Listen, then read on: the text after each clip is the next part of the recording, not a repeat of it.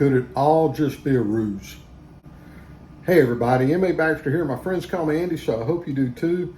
I was having a conversation yesterday with a colleague of mine, and he brought up an interesting angle with the whole Bud Light VP insulting customers and the boycott and what's going on with their stock and et cetera, et cetera.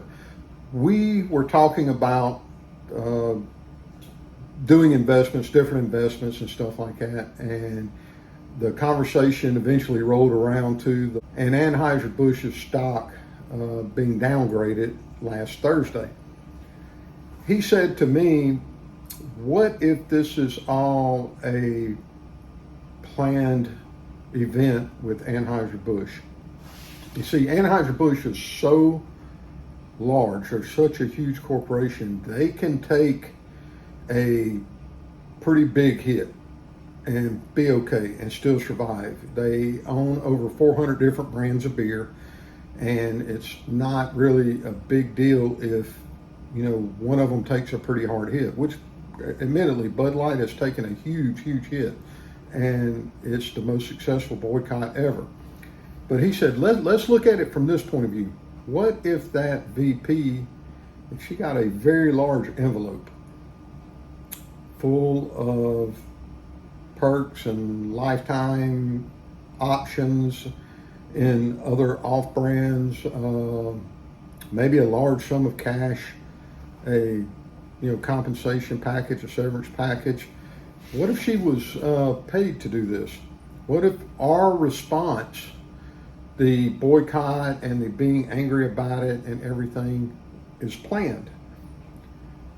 See, this friend of mine, he's a pretty successful investor. He does pretty well with it. A lot better than me, which is why I asked him about these things. And he said, look at it from this point of view. If Anheuser-Busch's stock takes a 30, 40, let's just even go 50, 60%, if it takes that big of a dip, a lot of people will buy in at that point, because Anheuser-Busch probably, whether we like it or not, they're not going to go away. A lot of people would buy in at that point. Now, over the course of a year, 2 years, Anheuser-Busch rebrands a lot of their products. They come back out with correct messaging, do the things that they should be doing to appease their client base and to make people want to buy their products again, or buy their so-called, a new product, which is just the same product but in a new can with new advertising.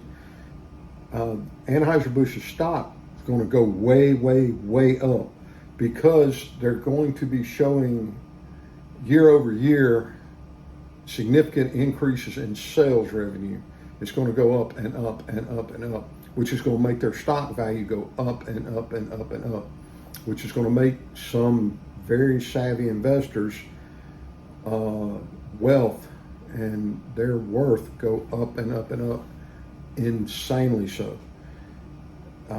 He suggested that it would be a very good idea to watch and see who is going to be buying Anheuser-Busch stock and when they start buying in.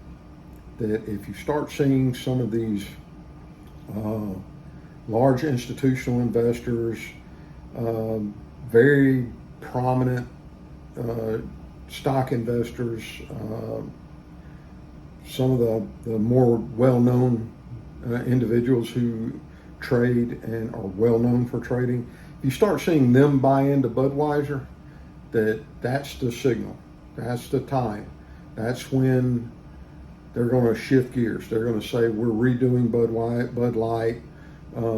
We're sorry. We made a mistake. Bud Light's going to go away. And then a new whatever brand, whatever the America beer, it's going to come out, and they're going to be all about patriotism, all about the things that most of us hold near and dear to our heart. And they're going to say, we're sorry that this happened. We're sorry to you. We're sorry we insulted you. Please buy this other brand. And their sales are going to start going up. So it was an interesting, odd angle on it, and I haven't really thought about it like that until he brought it up.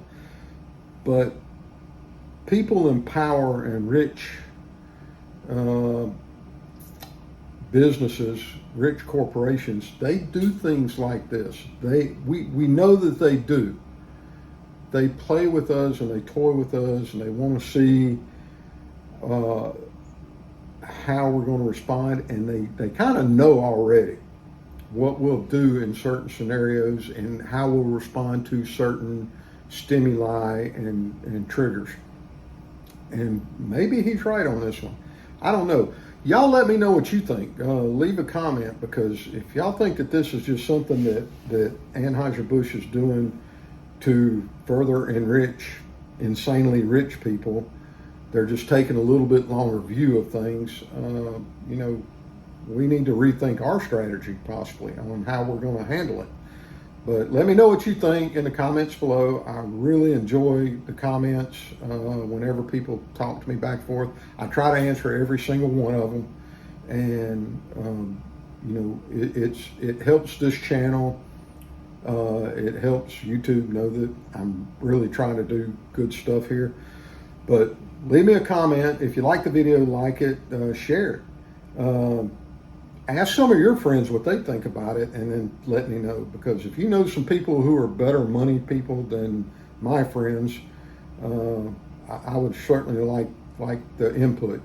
And because I'm certainly not a brilliant money person, I'm good enough to know that I need to listen to people smarter than me. Anyways, that's all I got for you today, folks. I appreciate each and every one of you for joining me today, for watching the video. Love everybody. Y'all have a wonderful day.